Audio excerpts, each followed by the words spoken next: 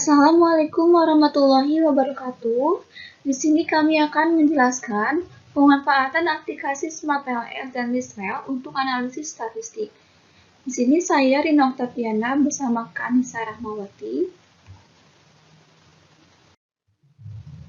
Baik, pertama adalah Smart PLS untuk analisis statistik. Teman-teman perlu mendownload aplikasi Smart PLS di laman https www.smartls.com. Yang pertama, teman-teman klik download, lalu pilih source-nya. Nah, nanti akan tampil seperti ini. Downloadlah salah satu file yang sesuai dengan sistem operasi Windows, apakah Windows-nya 32 atau 64 bit. Kemudian, untuk mengetahui secara pasti sistem operasi Windows, lakukan langkah-langkah berikut ini.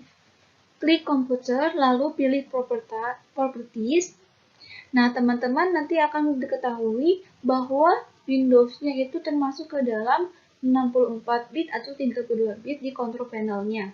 Buka Windows Explorer, klik kanan file yang telah di-download. Jika sudah ada, nanti klik kanan, klik install ya teman-teman. Kemudian, selanjutnya klik setiap muncul next. Klik next ketika ada setup wizard ini ya. Lalu nanti klik next lagi dan install. Tunggu proses instalasi selesai. Jika proses instalasi sudah selesai, pastikan launch Smart PLS di checklist, klik finish ya. Kemudian ini bisa dilihat view basic information di control panel home. Misalkan saya di sini Windows-nya 32 bit sistem. Tipe sistemnya berarti teman-teman bisa memilih aplikasi PLS yang mumpuni di 32 bit ini. Nah, ini adalah lisensi penggunaan. Kami di sini menggunakan versi student dengan jumlah sampel yang dapat dianalisis hanya 100. Kita bisa lihat batas waktunya, kelengkapan fiturnya. Nah, kalau untuk yang versi student itu gratis ya teman-teman, namun fiturnya terbatas. Teman-teman nanti bisa mengubah, misalkan saya awalnya versi student dan nanti ingin mengubah lisensinya jadi profesional, nanti ada pengaturannya di aplikasinya. Nah, ini dia tampilan versi student. Teman-teman bisa memilih continue. Nah, ingat proses ini harus terhubung ke internet. Nah, ini term of use-nya. Nanti teman-teman klik continue. Ketika sudah teraktivasi, klik continue juga.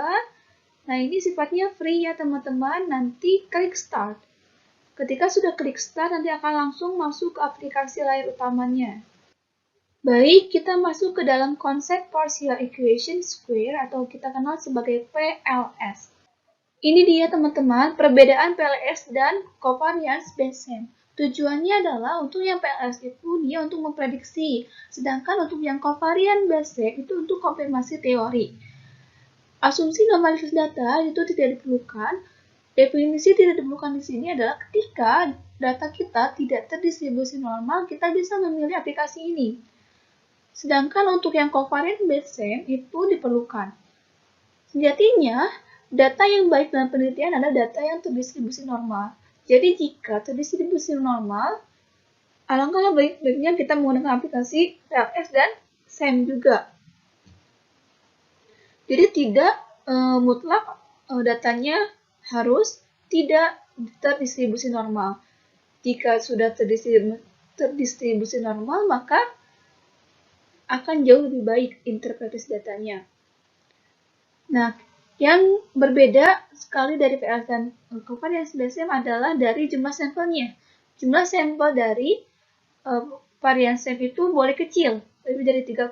Sedangkan yang covariance Bayesian itu harus besar, lebih dari 100. Oke, kita masuk ke karakteristik PLS. Karakteristik PLS itu pertama, tidak terpengaruh oleh kekurangan data. Tidak ada masalah dengan sampel yang kecil, namun ukuran sampel yang lebih besar akan meningkatkan ketepatan estimasi PLS dalam memprediksi. Yang kedua, tidak memerlukan asumsi distribusi normal karena PLS itu termasuk ke dalam statistik yang non-parametrik. Skala pengukuran dapat berupa data berskala metrik, rasio dan interval, juga berskala kuasimetrik, ordinal, dan nominal. Juga mudah menggabungkan model pengukuran yang efektif dan formatif. Selain itu, dapat menangani model yang kompleks dengan banyak hubungan model strukturalnya. Kemudian dapat digunakan untuk tujuan prediksi, dapat digunakan pula sebagai masukan untuk analisis selanjutnya, dan memiliki kekuatan statistik yang sangat tinggi. Oke, di sini ada jenis variabel dalam PLS, atau kita kenal salah satunya ada variabel konstruk. Variabel konstruk itu kita sebut juga sebagai variabel laten. Sudah dijelaskan oleh pertemuan sebelumnya. Di sini kami akan menjelaskan sedikit. Nah, teman-teman nanti akan melihat tampilan seperti ini. Ada oval, ada persegi panjang. Oval itu yang berwarna biru adalah hasil representasi dari variabel laten. Sedangkan X11, X12, X13 itu adalah indikator atau variabel manifest. Variabel laten terbagi menjadi dua, ada variabel eksogen dan variabel endogen. Variabel eksogen sama dengan variabel bebas, sedangkan variabel endogen adalah variabel terikat. Namun, di dalam variabel endogen itu juga dapat berperan ganda, yakni berperan sebagai variabel bebas sekaligus juga variabel terikat. Indikator itu adalah pengamatan yang terukur langsung atau kita kenal sebagai data mentah yang direpresentasikan dalam model jalur dengan gambar persegi panjang. Baik teman-teman, selanjutnya kita ke model struktural yang ada dalam Smart PLS. Kita kenal ada model struktural inner atau dalam. Nah, seperti yang telah kita bahas sebelumnya, bahwa dalam analisis PLSM itu terdapat dua bagian analisis, yaitu nanti kita dapat mengetahui adanya outer model dan inner model. Selain itu juga terdapat jenis analisis antara lain partially square, bootstrapping, blindfolding, dan lain-lain. Kita akan membahas satu persatu ya teman-teman.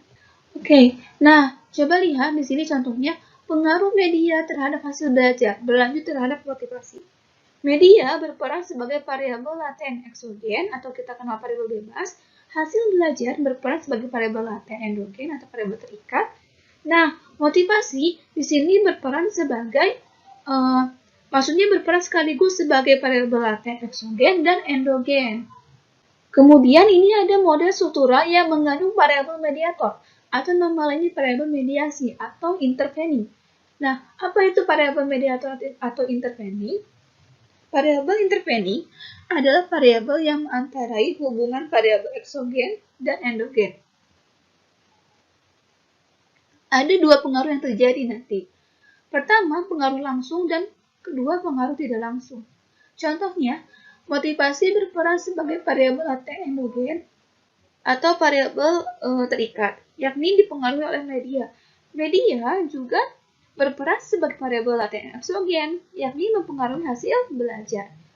Nah, teman-teman, di sini motivasi berperan sebagai variabel intervening karena dia mengantarai hubungan media atau variabel bebas dan hasil belajar atau kita kenal variabel terikat. Nah, pengaruh langsungnya di mana? Dari media ke hasil belajar ada pengaruh langsung, sedangkan pengaruh tidak langsung itu di motivasi karena dia maksudnya di motivasi ini ada perantaranya atau untuk bisa ke media harus melewati dulu motivasi. Baik, kita masuk ke model struktural yang mengandung variabel moderator. Ada dua jenisnya. Pertama, continuous. Continuous itu ketika variabel moderator diukur secara metrik. Contohnya, fasilitas mempengaruhi hubungan media dengan hasil belajar. Sedangkan yang kategorikal itu ketika variabel moderator diukur secara kategori. Contoh, tingkatan kelas atau grade itu mempengaruhi hubungan penggunaan media dengan hasil belajar. Lalu kita ke model pengukuran outer model. Model pengukuran ini adalah model yang mendeskripsikan hubungan antar variabel dengan indikatornya. Contoh, motivasi mempunyai indikator hasrat dan keinginan, dorongan dan kebutuhan, penghargaan dalam belajar, dan situasi belajar kondusif. Motivasi mempengaruhi hasil belajar. Ternyata hasil belajar pun mempunyai indikator yang bisa diukur melalui apa? Kognitif, afektif, dan psikomotor. Oke teman-teman, kita masuk ke Nah, ini model hubungan reflektif dan formatif. Model reflektif itu adalah kita lihat arah panahnya berawal dari variabel laten menuju ke indikator. Artinya, indikator ini merupakan cerminan atau ukuran dari variabelnya. Dengan demikian, indikator tidak mempengaruhi variabel. Yang kedua, ada model formatif. Arah panahnya berawal dari indikator menuju kepada variabel laten. Artinya, indikator ini merupakan cerminan atau aspek dari variabelnya, namun sekaligus juga dapat mempengaruhi variabel itu sendiri. Baik teman-teman, kita akan langsung ke topik bagaimana membuat model PLS di Smart PLS.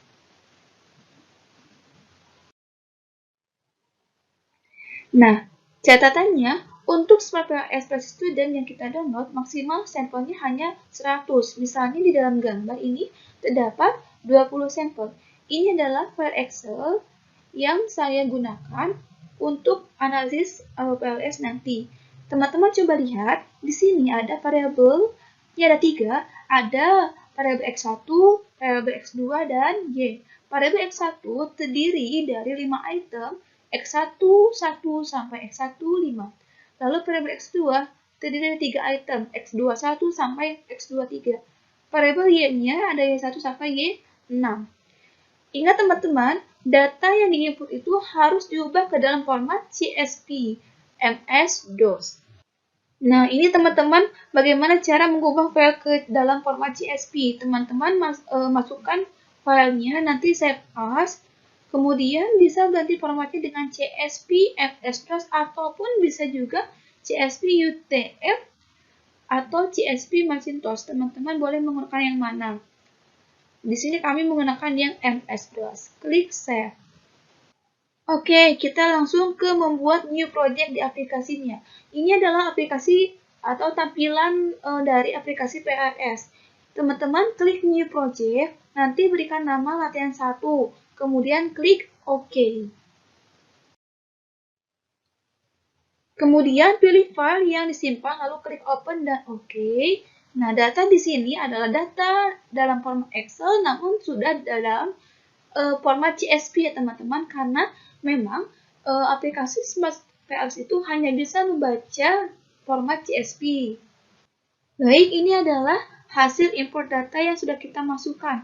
Nah, teman-teman, di sini kita bisa lihat mean-nya, mediannya, min dan maksimumnya, standar deviasi, juga kurtosis dan squareness-nya.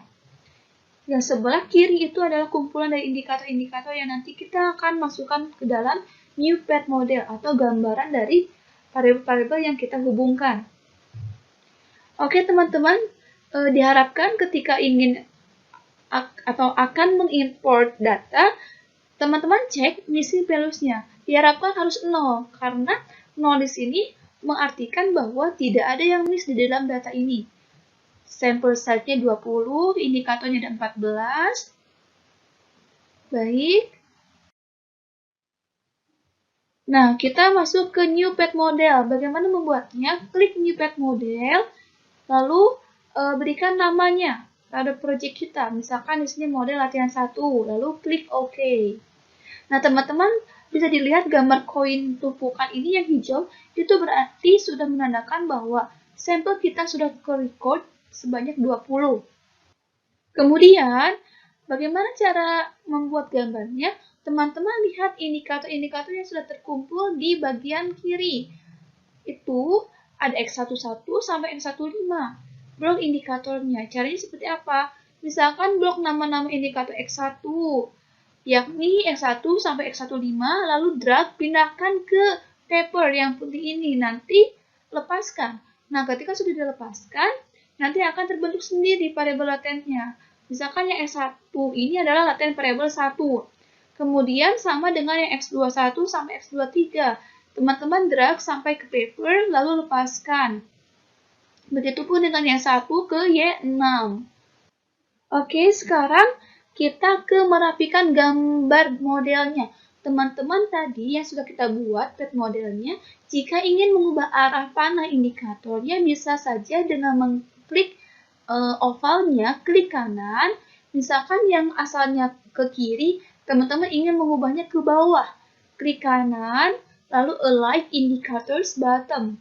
Nah, ataupun misalkan variabel laten 2-nya ingin mengubah dari kiri ke kanan, bisa langsung saja klik align indicator right atau ke kanan.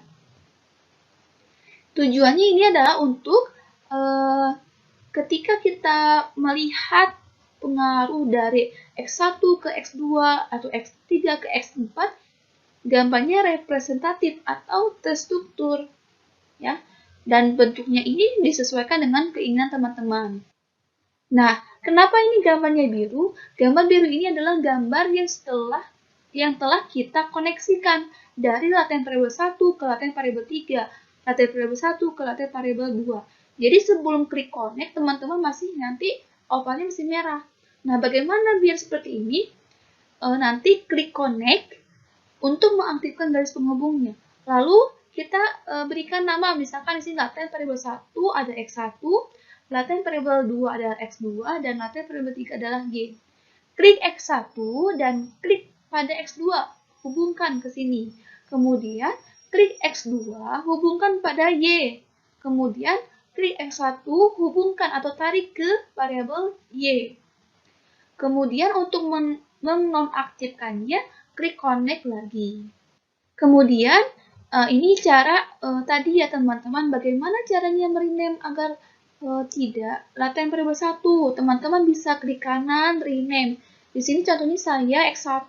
Teman-teman bisa lebih spesifik, misalkan ingin hasil belajar atau metode atau media, itu tergantung kebutuhan teman-teman. Lalu klik OK. Kemudian kita masuk ke analisis dan interpretasi hasil pengujian SmartPLS. Nah, di dalam analisis SmartPLS itu kita dapat menemukan dua uji, pertama PLS algorithm dan bootstrapping.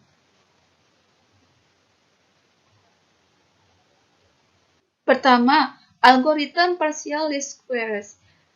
Metode ini dikembangkan oleh Ward pada tahun 1982. Pada dasarnya, algoritma PLS adalah rangkaian regresi. Nanti ada outer model dan juga inner model.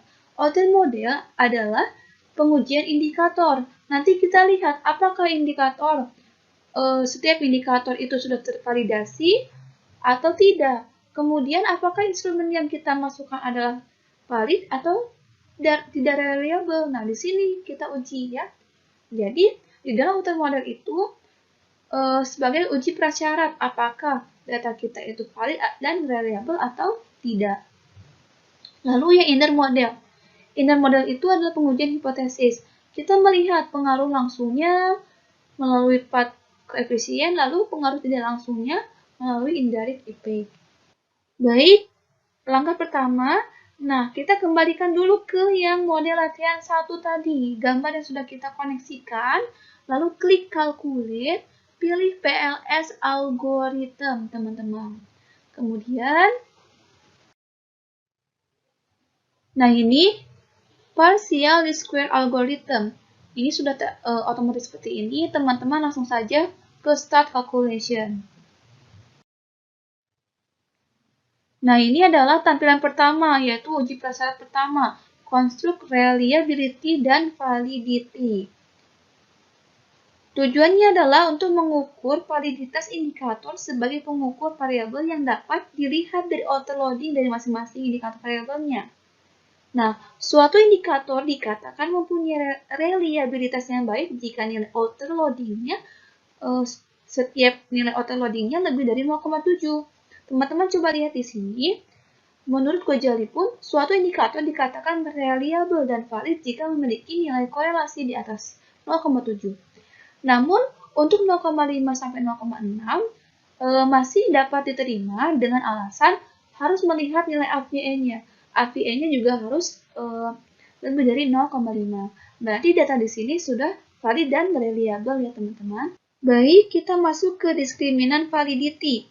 Apa itu diskriminan validity? Diskriminan validity itu bertujuan untuk menguji sampai seberapa jauh konstruk laten atau variabel laten kita benar-benar berbeda dengan konstruk yang lainnya. Nilai diskriminan yang tinggi memberikan indikasi bahwa sesuatu konstruk adalah unik dan mampu menjelaskan fenomena yang diukur. Suatu konstruk ini dikatakan valid yakni dengan membandingkan nilai akar dari AVE dengan nilai korelasi antar variabel laten. Nilai AVE-nya nanti harus lebih besar dari korelasi antar variabel latennya. Nah, teman-teman, di sini ada beberapa asumsi. Pertama, cross-loading. Jika melihat dari cross-loading, teman-teman lihat contohnya Y1. Y1 itu cross-loadingnya 0,884, lebih besar dari cross-loading sebelumnya, yaitu 0,771, 0,686. Bagaimana dengan Pornell-Walker criterion? Nah, membandingkannya dengan nilai akar AVE-nya, teman-teman. Nah, jika nilai akar AVE-nya lebih besar dari nilai korelasi, maka validitasnya baik. Kemudian, bagaimana jika melihat dari HTMT atau Heteroid Monotroid Ratio of Correlation? Teman-teman lihat, nilai HTMT-nya harus kurang dari 0,9. Nah, berdasarkan output ini, X1 ke X2 0,49. Lalu, X2 ke Y 0,749. Berarti kurang dari 0,49. Kenapa yang Y itu tidak hijau? 0,887 itu bukan termasuk merah, tapi dia masih bisa diterima, namun validitasnya tidak cukup tinggi. Baik, kita masuk ke Fad koefisien. Fad koefisien itu adalah cara untuk mengetahui pengaruh langsung, misalkan dari X1 terhadap Y. Kita lihat, X1 terhadap Y sebesar 0,665. Artinya, jika X1 meningkat, maka Y dapat meningkat sebesar 66,5% dan pengaruhnya positif. Mengapa? Karena di sini nilainya positif. Jika misalkan nanti ditemui negatif, berarti pengaruhnya negatif. Lalu, X1 terhadap X2 itu 0,414. Jika X1 meningkat, maka X2 dapat meningkat sebesar 41,4%. Begitupun dengan yang X2 terhadap Y.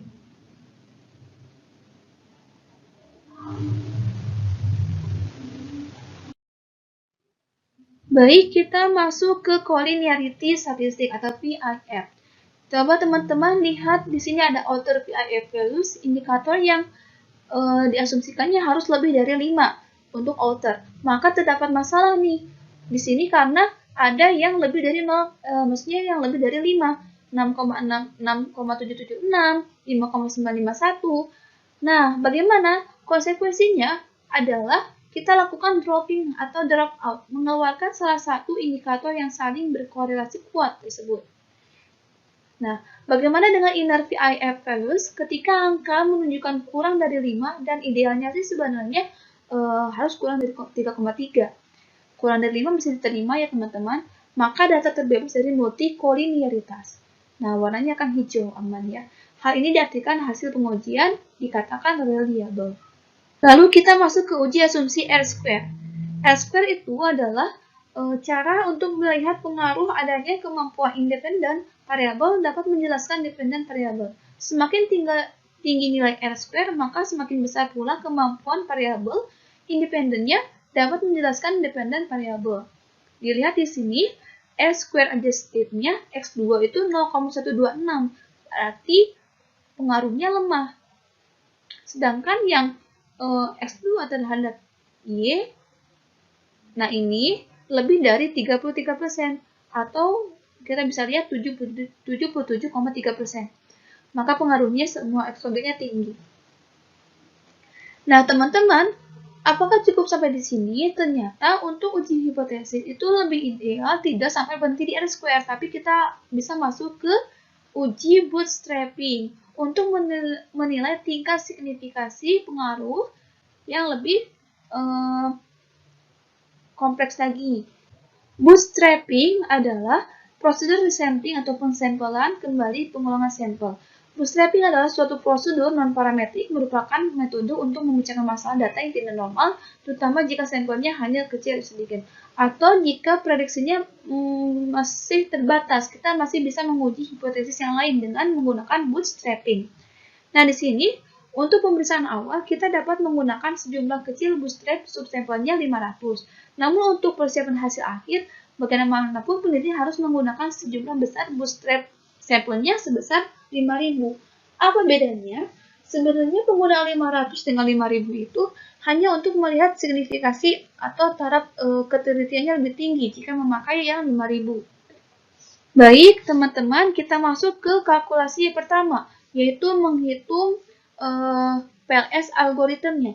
Teman-teman klik calculate, pilih PLS algorithm. Nah, lihat teman-teman hasil ini, yang biru ini awalnya kan tidak ada angka-angka seperti ini ya. Nah, angka-angka ini adalah hasil dari auto-loadingnya. Atau seberapa besar nilai validitas dari setiap butir instrumennya.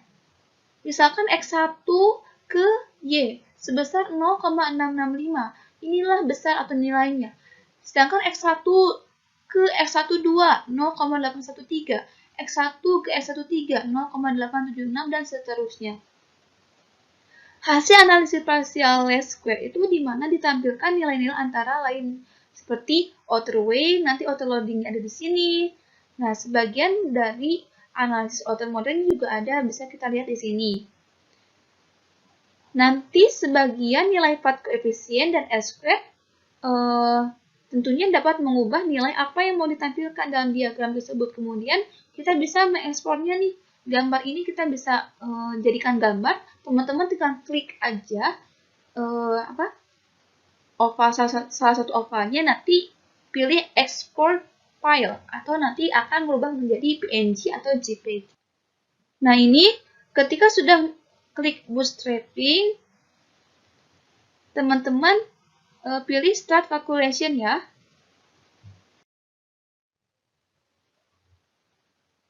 Nah, kita masuk ke path coefficient untuk yang bootstrapping. Di sini kita bisa lihat ada pengaruh yang signifikan jika p-values-nya kurang dari 0,05 atau t statistiknya lebih dari t tabel. Di sini lihat nilai X1 ke X2 itu 0,08, lebih dari 0,05, berarti tidak ada pengaruh yang signifikan. Baik, di sini ada outer weight dan outer loading. Outer weight dan outer loading itu adalah sebagai nilai validitas setiap butirnya, teman-teman. Nah ini nih nilai yang original sampel mean, standar deviasi, tes statistiknya. Nah ini ya tes statistik itu adalah nanti akan menjadi acuan bagaimanakah X1 ke X2. Misalkan X12 ke X1 itu berpengaruh langsung atau tidak. Nah ini dijelaskan di outer loading dan outer weight. Dapat disimpulkan bahwa semua indikator berdasarkan outer loading, ini ada tambahannya ya, berdasarkan outer tadi outer weight-nya memenuhi diskriminannya. Lalu kita ke uji moderasi. Nah, ini uji moderasi adalah uji yang digunakan untuk menentukan apakah dapat memperkuat atau memperlemah suatu pengaruh ketika kita menambahkan variabel moderasi. Nah, perlu diingat teman-teman bahwa variabel moderasi dengan variabel mediasi itu berbeda. Variabel mediasi di mana variabelnya ada di tengah-tengah atau mengantarai yang mana dia dipengaruhi oleh variabel independen dan dependen. Sedangkan variabel moderasi tidak mempengaruhi keduanya. Variabel moderasi itu digunakan untuk mengubah hubungan pengaruh itu sendiri. Contohnya, jika pengaruh dari kecerdasan emosional terhadap kinerja negatif, kita bisa mengubahnya menjadi positif. Atau mungkin nanti apakah dengan menggunakan kecerdasan emosional, stres kerjanya berkurang atau kinerjanya akan semakin baik. Nah, ini kan masih asumsi. Nanti kita perlu dibuktikan dengan uji moderasi melalui aplikasi PLS. Oke, kita masih sama nih teman-teman. Kita klik new project ya. Tapi diusahakan menggunakan data yang berbeda. Di sini saya menggunakan data yang berbeda. Nah, teman-teman pilih di sini saya menggunakan uji moderasi 1. Ini inputnya data Excel yang berbeda dari sebelumnya. Nah, ingat filenya harus sudah dalam bentuk CSV ya, teman-teman. Lalu open, nanti akan masuk ke aplikasinya. Jangan lupa double klik to import data, ya. Lalu nanti akan masuk ke aplikasi PLS-nya, klik OK. Nah, ini adalah tampilan pertama ketika kita sudah mengimport datanya. Hasil import data ini kita bisa lihat meannya, median, minimum maksimum, standar deviasi, dan kurtosis juga skewness-nya. Nah, di sini matching policy-nya sudah 0 ya, berarti aman ya teman-teman, tidak ada yang miss. Sampel size-nya ada 54, juga indikatornya ada 14. Lalu kita membuat new pet model. Sama halnya dengan penjelasan sebelumnya, teman-teman klik new pet model, lalu berikan nama, misalkan di sini saya variabel moderasi, klik OK. Nah, ini mengapa masih merah? Karena belum terkoneksikan. Ini adalah A1 sampai A5, saya drag ke sini, lalu B1 sampai B5 juga begitu, dan C pun demikian. Nah, teman-teman, cara dragnya itu masih sama. Nah, kita coba rename A itu sebagai stres kerja, yang B adalah kecerdasan emosional, yang C-nya kinerja. Nah, ini kenapa sudah biru? Karena sudah terkoneksikan ya. A ke C, B ke C. Oke, nanti A ke B bisa. Kemudian pilihlah teman-teman mau mana yang ingin jadikan moderating effect-nya. Misalkan di sini saya klik C. Klik, nanti pilih add moderating effect-nya. Nah, ini adalah dependent variable-nya sudah betul ya, kinerja. Moderator variable-nya teman-teman ingin memilih apa? Ingin memilih stres kerja boleh atau kecerdasan emosional boleh. Misalkan di sini saya ingin menambahkan moderator variable-nya kecerdasan emosional. Independennya stres kerja. Ini menyesuaikan dengan kebutuhan teman-teman loh ya. Jadi sebenarnya teman-teman lah yang akan mengerti tujuan penelitian teman-teman. Ini hanya sebagai contoh saja penggunaan aplikasinya. Oke teman-teman, nanti langsung saja klik OK.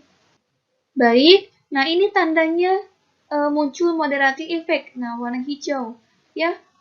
Lalu teman-teman langsung saja nanti kita masuk ke calculate. Bagaimana melihat pengaruhnya? Nah, masuk ke calculate, klik PLS algorithm, kemudian nanti start calculation saja langsung. Nah, ini yang pertama kita uji, yaitu uji prasyarat pertama, yaitu construct reliability dan validity. Kita lihat semua jenis variabelnya berwarna hijau, menandakan hasil perhitungannya lebih dari 0,7. Dengan validitas dan reliabilitasnya tinggi, juga AVA-nya sudah memenuhi convergent validity, karena sudah lebih dari 0,5 nih, teman-teman. Lalu, kita lihat autoloading-nya, atau nilai setiap validitas dari setiap butir instrumennya. Dari tabel nilai autoloading di atas dapat dilihat bahwa semua item atau indikator nilai autoloadingnya sudah lebih dari 0,5. Walaupun masih ada yang kurang dari 0,7. Oke teman-teman, di sini sebenarnya bisa saja lebih dari 0,5, tapi lebih idealnya itu harus syarat autoloadingnya itu lebih dari 0,7. Di dalam autoloading ternyata ada satu indikator nih yang merah, maka harus kita lakukan dropping atau buang, ya, dibuang. Kemudian kita lihat atau kembali lagi ke new pet model kita yang sudah digambarkan. Nah, teman-teman lihat di B3-nya, klik, lalu pilih delete B3-nya, nanti akan hilang. Kemudian klik calculate kembali. Oke, setelah dikalkulasi kembali, klik PLS algorithm lagi. Nanti teman-teman kembali lagi ke autoloading-nya, ternyata tidak ada yang merahnya. Berarti nilai OL-nya atau autoloading-nya lebih dari 0,7 dan sudah memenuhi diskriminan validity. Kemudian kita ke uji prasyarat ketiga, yaitu diskriminan validity. Validitas diskriminan itu bertujuan untuk apa? Untuk menentukan apakah suatu indikator efektif atau reflektif dan benar merupakan pengukur yang baik bagi konstruknya. Berdasarkan prinsip bahwa setiap indikator itu harus berkorelasi tinggi terhadap konstruknya saja. Pengukur-pengukur konstruk yang berbeda seharusnya tidak berkorelasi tinggi sebenarnya. Intinya, dia asalkan dia bisa melebihi atau di atas 0,7. Itu adalah kesepakatan para peneliti. Nah, dalam aplikasi PLS itu uji validitas diskriminan menggunakan nilai cross-loading nanti ya. Oke, diskriminan validity di sini bertujuan untuk menguji sampai seberapa jauh konstruk laten itu benar-benar bisa bisa berbeda dengan konstruk lainnya. Sehingga nanti akan terhindar dari multikolinialitas. Nilai diskriminan validity yang tinggi memberikan indikasi bahwa suatu konstruk adalah unik dan mampu menjelaskan fenomena yang dapat diukur. Nah, syaratnya kita lihat variabel-variabel yang ada di atasnya, yang ada di bawahnya harus kurang dari variabel yang ada di paling atas. Misalkan di sini 0,821, di bawahnya 0,783. 0,874 di bawahnya negatif 0,629. Ini 1,000 di bawahnya negatif 0,632. Lanjut kita ke uji hipotesis atau kita kenal sebagai bootstrapping. Sama teman-teman, klik calculate, nanti pilih bootstrapping, lalu start calculation. Nah, apa fungsi dari uji hipotesis dalam bootstrapping ini adalah untuk melihat apakah moderating effect yang kita berikan berpengaruh atau tidak. Coba kita lihat hasil yang di bawah. Ternyata moderating effect ke kinerja itu tidak memberikan pengaruh yang signifikan karena P+-nya lebih dari 0,05.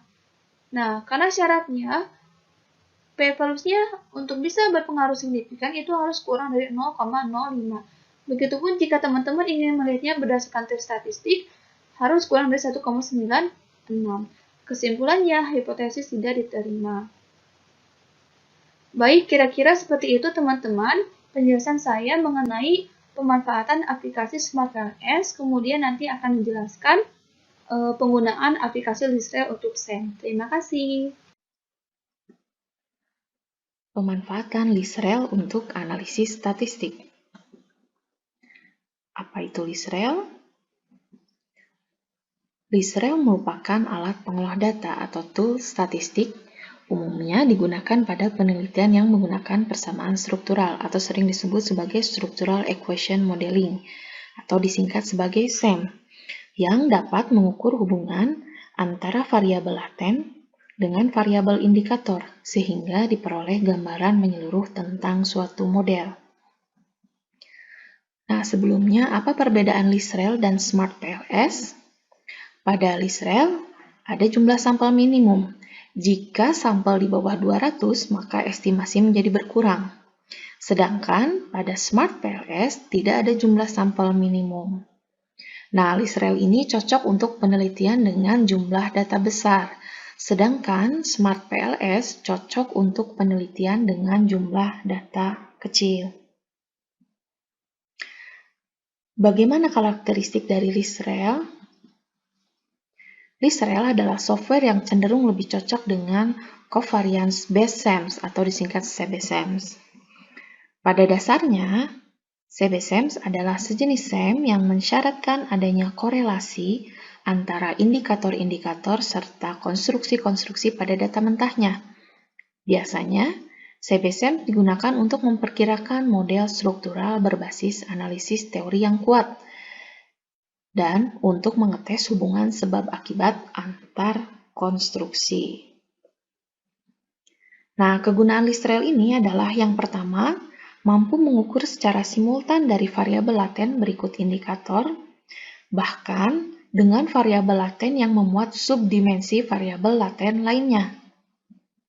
Kemudian, program LISREL ini sesuai digunakan untuk menganalisis data hubungan kausal atau struktural yang melibatkan kombinasi variabel laten dan variabel indikator. Dalam program LISREL ini sudah mencakup ada analisis regresi struktural, analisis lajur, analisis faktor konfirmatori, dan yang terakhir ada full structural equation modeling. Nah, berikut ini kita akan melihat variabel-variabel dalam LISREL. Yang teman-teman lihat di sini ini adalah diagram PET atau modeling dalam penelitian.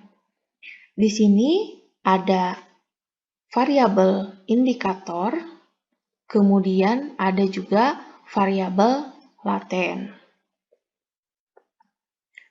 Nah, variabel indikator ini biasanya masuk sebagai variabel eksogen, sedangkan variabel laten merupakan variabel endogen.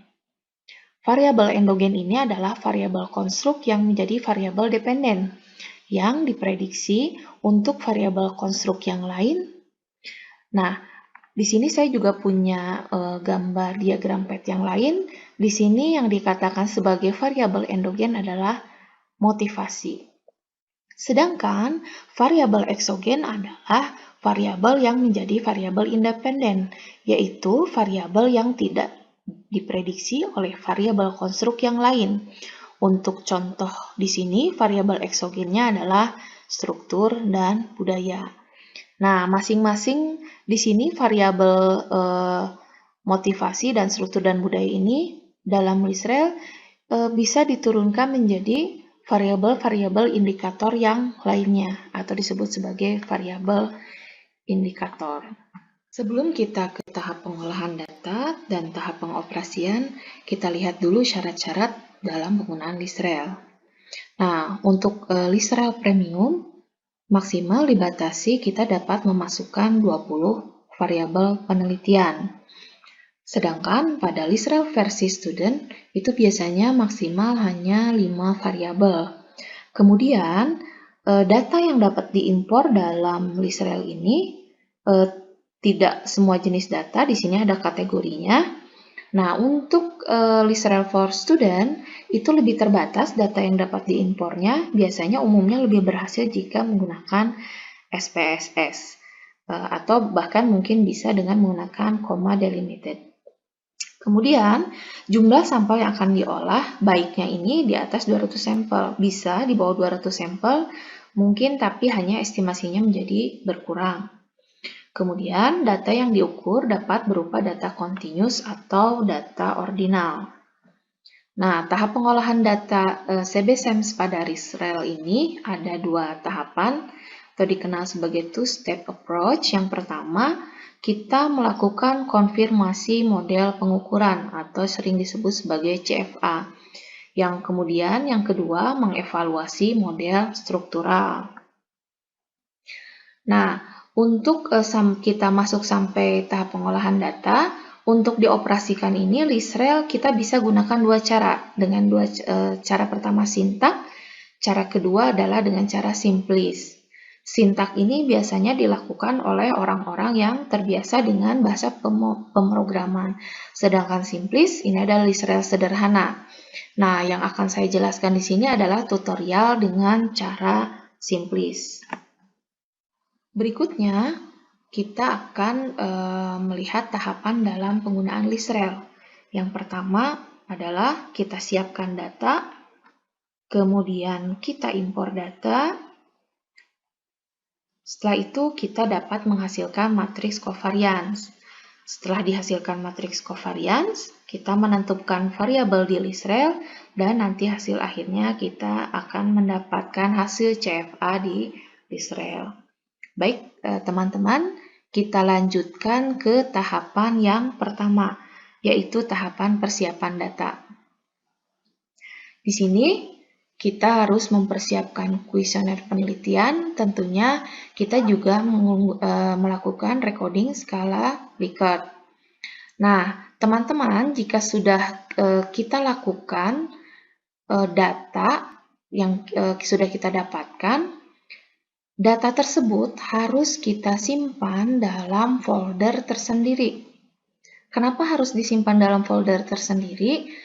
Baiknya karena nanti hasil output dari LISREL ini otomatis akan tersave di folder yang digunakan sebagai tempat penyimpanan file data yang akan dianalisis. Nah, baru setelah kita siapkan file data, kemudian folder, baru kita import data ke LISREL. Nah, import data ke LISREL ini caranya sangat banyak sekali. Mungkin yang akan saya jelaskan di sini adalah cara yang paling mudah, yaitu yang pertama adalah dengan import dari Excel ke Lisrel. Untuk mengimport data dari Excel ke Lisrel, kita bisa mempersiapkan data berupa Excel 97 atau dengan format XLS atau Excel dengan format CSV. Nah, untuk Lisrel Premium, kita bisa gunakan hampir semua atau banyak sekali format data. Tapi untuk Lisrel for Student, kita hanya dapat gunakan dengan format CSV. Itu pun terkadang datanya gagal untuk diimport. Sedangkan untuk Excel format XLS itu bisa digunakan pada Lisrel versi Premium. Nah, cara yang kedua ini kita juga bisa mengimpor data dari SPSS ke Lisrel. Untuk dari SPSS ke Lisrel ini tingkat keberhasilannya lebih tinggi, apalagi untuk Lisrel for Student. Nah, setelah tahapan persiapan data, kemudian kita ke tahapan selanjutnya. Teman-teman di sini dapat lihat, nah, untuk import data, kemudian nanti akan tahap penghasilan matriks, ini sudah saya rangkum menjadi tahapan-tahapan. Ini untuk import data dari Excel ke Lisrel dan dari SPSS ke Lisrel. Kemudian untuk menghasilkan matriks covariance dalam Lisrel. Kemudian memasukkan variabel dalam Lisrel. Dan yang terakhir, hasil CFA atau validitas dan reliabilitas di Lisrel. Semuanya ini saya rangkum. Lanjut saja kita lakukan tutorial untuk mempraktekkan cara menggunakan Lisrel.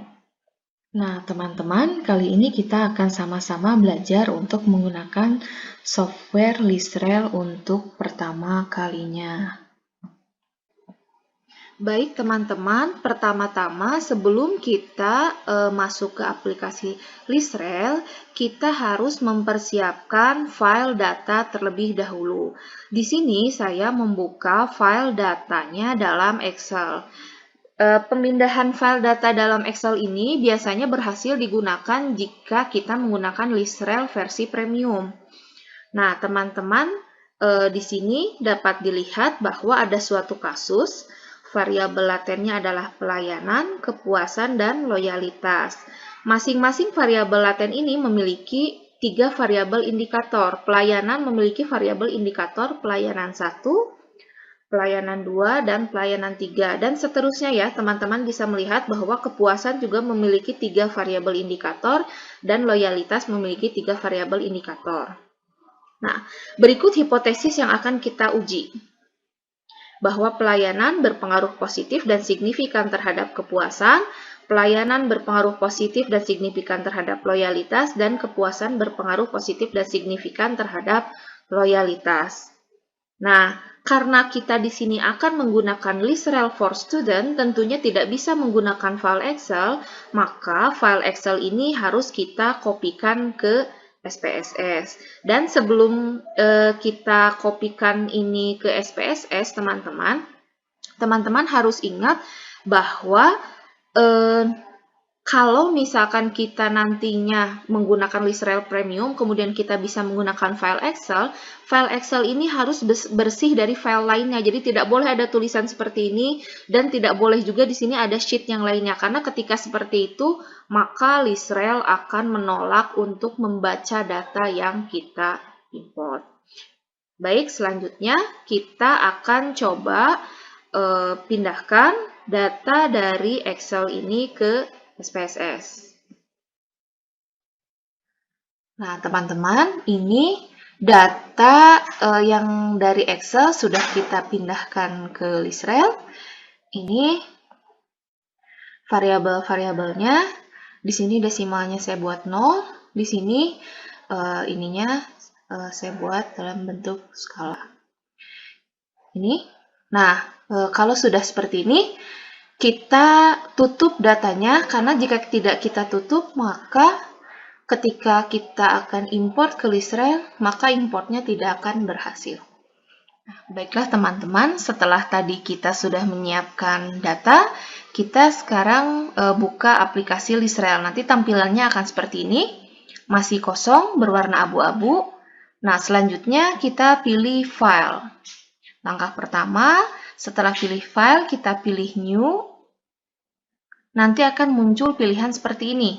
Kita pilih Prelist Data, lalu OK. Nah, lalu tampilan yang tadinya abu-abu akan berubah seperti ini. Jika sudah seperti ini, kita klik File kembali, lalu kita import data, nanti akan muncul pilihan seperti ini. Nah, jika muncul pilihan seperti ini, pertama kali hal yang kita lakukan adalah kita pilih format data yang akan kita import. Karena kita menggunakan Lisrael for Student, maka kita memilih SPSS. Nah, jika kita menggunakan Lisrael Premium, biasanya nanti pilihan format filenya ini sangat banyak sekali ya, tidak seperti ini sedikit. Nah, jika kita sudah memilih SPSS, kemudian nanti akan muncul tampilan seperti ini. Kita pilih tadi file yang kita save itu di folder apa. Kita klik di sini foldernya apa, nanti di sini akan muncul file-file. Nah, file yang akan muncul itu tentunya yang formatnya tadi kita pilih, karena kita memilihnya dalam bentuk SAF, ini untuk SPSS, makanya file yang muncul pun yang formatnya di-save dalam format tersebut. Jika sudah ada filenya, di sini kita pilih latihan Lisrael, kita open. Setelah di-open, tampilannya akan seperti ini. Di sini sudah berubah menjadi Prelist Data. Nah, kita cari kembali file yang tadi kita sudah open, yaitu latihan Lisrael. Kemudian kita save. Ketika kita save, nanti akan muncul tampilan seperti ini. Nah, jika muncul tampilan seperti ini, kita jawab yes. Jika file sudah berhasil kita save, kemudian muncul tampilan seperti ini, itu artinya data berhasil diimport ke Lisrael. Namun, data yang diimport ini masih bersifat kualitatif. Kita harus mengubahnya menjadi data kuantitatif. Caranya, kita klik data, kemudian pilih define variables. Nanti akan muncul tampilan seperti ini.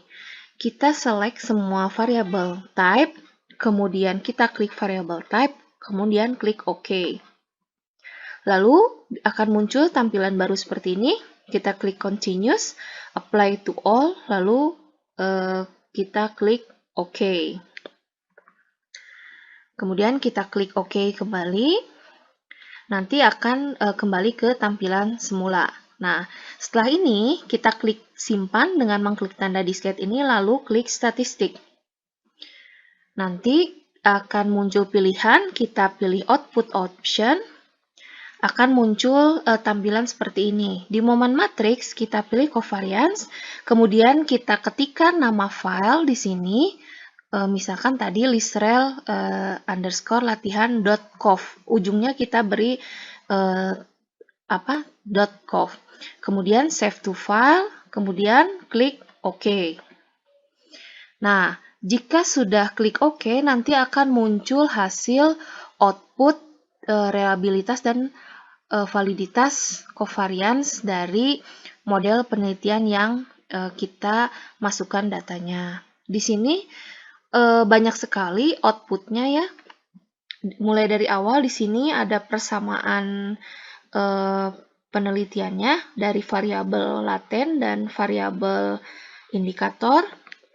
Kemudian di sini ada chi-value, skewness, kurtosis. Kemudian ada juga nilai z-score, p-value. Kemudian di sini juga kita lihat ada data covariance, standar deviasi, means. Nah, yang paling penting di sini ada hasil akhir model dari data yang sudah kita analisis melalui Lisrael ini. Di sini ada angka-angkanya.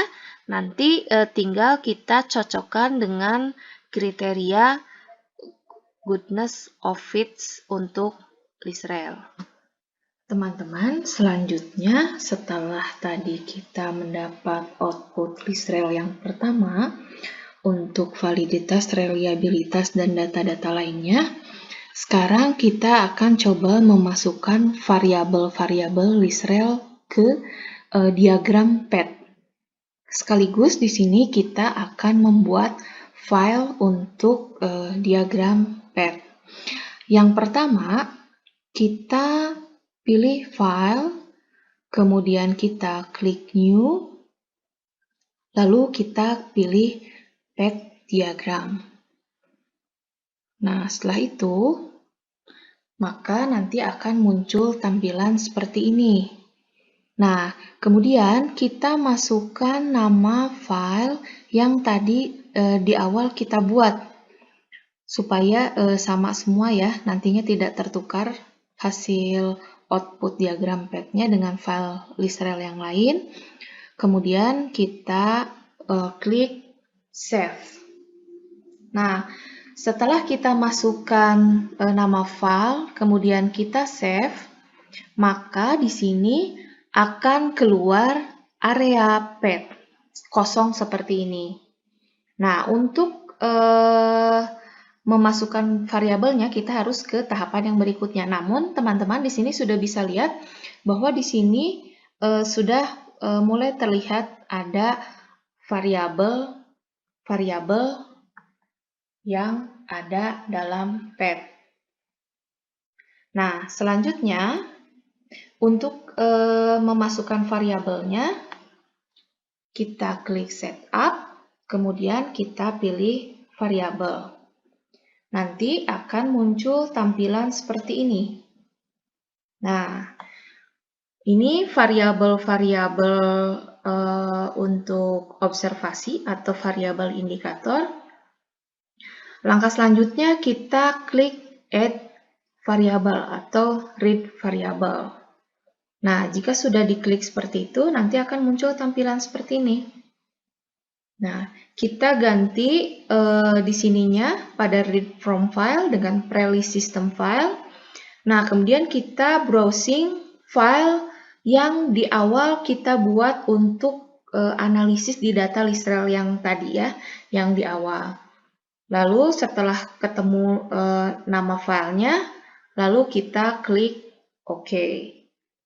Nah, setelah diklik OK, nanti tampilannya, nah ini sudah ada nama filenya, klik OK, nanti tampilannya akan seperti ini. Kita ketikkan kembali nama file yang di awal kita import untuk pengolahan Lisrel ini. Kemudian kita klik Open. Setelah kita klik Open, akan muncul tampilan seperti ini. Nah, teman-teman bisa lihat, setelah itu di sini variabel-variabel indikator atau variabel-variabel eksogennya sudah masuk ya. Nah, selanjutnya kita akan melakukan input variabel ke variabel laten karena variabel indikator sudah masuk semua. Nanti kan ketika kita klik OK di tahapan sebelumnya akan muncul tampilan seperti ini. Nah, karena di sini kita punya 3 variabel laten, yaitu pelayanan, kepercayaan, dan loyalitas, berarti kita masukkan satu persatu. Yang pertama, misalkan pel Oke, tidak usah memakai angka ya, karena itu yang kita masukkan ini adalah variabel laten. Sedangkan kalau ada ini, PL1, PL2, PL3 ini adalah variabel indikator. Dan selanjutnya, variabel yang kedua kita masukkan cap, lalu oke, dan selanjutnya sampai ke loy. Nanti diakhiri tanda oke.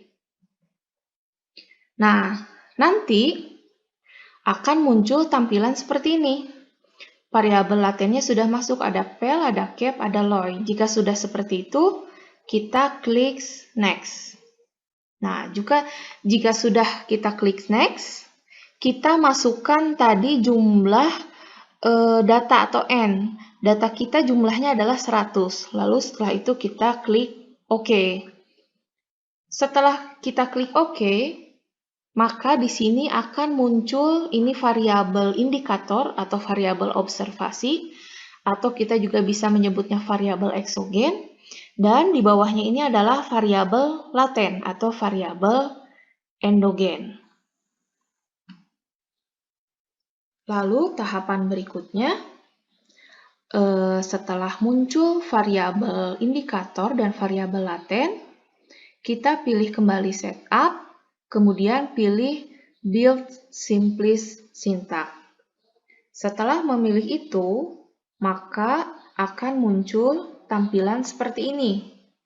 Nah, di sini kita diminta untuk menuliskan persamaan dari variabel indikator dan variabel latennya. Contohnya, di sini kan variabel indikatornya ada 3. Berarti kita tuliskan pel1 strip pel3. Pel2-nya tidak usah ditulis. Misalkan di sini indikatornya ada 10, berarti kita tuliskan pel1 strip pel10 sama dengan pel. Ini adalah jumlah variabel indikatornya, kemudian ini adalah variabel latennya. Kita lakukan terus-menerus sampai variabel latennya semuanya masuk. Nah, sebetulnya kita tidak usah capek-capek untuk mengetikkan itu karena sebetulnya variabel-variabel persamaan tersebut sudah muncul di hasil output list-rel yang pertama.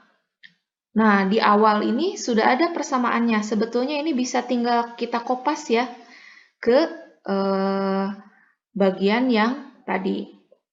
Nah, nanti didapatkan hasil akhirnya seperti ini. Sudah dimasukkan semua ya. Nah, jika sudah dimasukkan semua, lalu jangan lupa kita save, lalu kita klik Run List-Rel. Nah, ketika kita klik Run List-Rel, maka akan muncul diagram path. Nah, ini adalah hasil model dari penelitian berdasarkan data yang kita input ke list-rel. Teman-teman dapat kita lihat, di sini ini adalah variabel latennya, pel, pelayanan, kepercayaan, loyalitas. Nah, di sini masing-masing variabel laten, kita lihat ada tanda anak panah menyatakan hubungan kepada variabel-variabel indikatornya. Nanti di sini teman-teman dapat kita lihat bahwa di sini ada nilai standar error, baik untuk variabel indikator, dan ini nilai relasinya, hubungannya seberapa kuat antara variabel laten dengan indikatornya. Nah, selain itu juga teman-teman dapat kita lihat di sini sudah ada hasil chi-square, derajat kebebasan, p-value dengan RMC. Dan di sini juga termuat variabel-variabel indikatornya dengan variabel latennya. Nah, nanti yang akan kita interpretasikan hasilnya dari analisis data ini adalah diagram path ini beserta hasil angka-angkanya ini. Kemudian dari hasil output yang pertama, kita lihat di akhir hasil output yang pertama itu ini ada goodness of fit statistik. Di sini ada nilai-nilai seperti ini. Nah, nilai-nilai yang seperti ini nanti ini akan dijadikan acuan untuk data model yang kita gunakan apakah baik atau tidak. Nah, untuk menentukan data kita baik atau tidak ini ada 3 kriteria. Di slide berikutnya baik akan saya jelaskan. Berikutnya kita akan bahas tentang kriteria model data yang baik. Yang pertama ada kriteria absolute fit test, kemudian yang kedua incremental fit measures, dan yang ketiga parsimonious fit measures. Kita bahas dari yang pertama kriteria absolute fit test. Sebetulnya ketika kriteria pada absolute fit test terpenuhi, itu sudah dikatakan sebagai model data yang baik. Untuk kriteria incremental fit measures dan parsimonious fit measures itu hanya tambahan agar estimasi analisis datanya lebih baik lagi. Kita bahas yang pertama adalah absolute fit test. Di sini patokan ada dari mulai chi-square, p-value, kemudian ada RMC, kemudian ada C-value, GFI, dan ECVI. Nah, kita lihat data-data untuk absolute fit test ini dari output diagram PET. Nih, teman-teman bisa lihat yang pertama, C-square-nya ini jika dibagi dengan derajat kebebasan, hasilnya harus kurang dari 2. Di sini nilai C-square-nya adalah 18,24. Dibagi 24, hasilnya kurang dari 2. Kemudian, p-value. P-value ini nilainya harus di atas standar error. Di sini standar error yang dipakai adalah 0,05. Di sini nilai p-value-nya 0,79112. Maka nilai p-value ini sudah di atas standar error. Kemudian yang berikutnya adalah RMC. RMC ini nilainya harus di bawah standar error.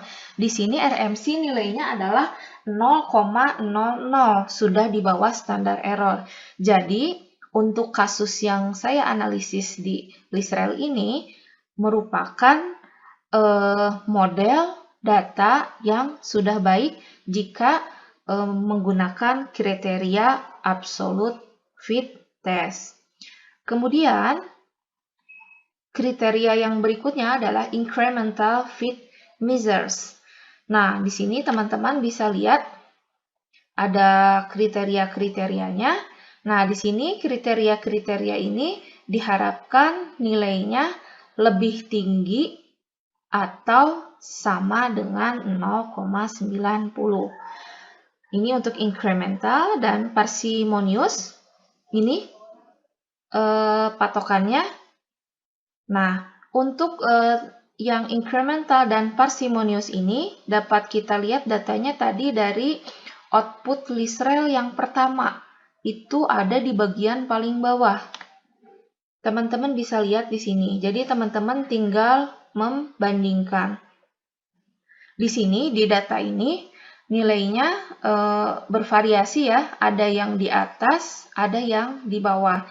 Jadi nanti masing-masing punya kriterianya tersendiri karena nanti masing-masing kriteria ini menunjukkan bahwa si data ini baiknya dalam hal apa. Nah, dari hasil olah data ini dapat saya simpulkan bahwa secara garis besar data yang sudah kita olah tadi merupakan data yang baik jika kita lihat dari kriteria absolute fit test. Nah, teman-teman, mungkin cukup sekian yang dapat saya jelaskan di sini. Semoga bermanfaat. Terima kasih. Assalamualaikum warahmatullahi wabarakatuh.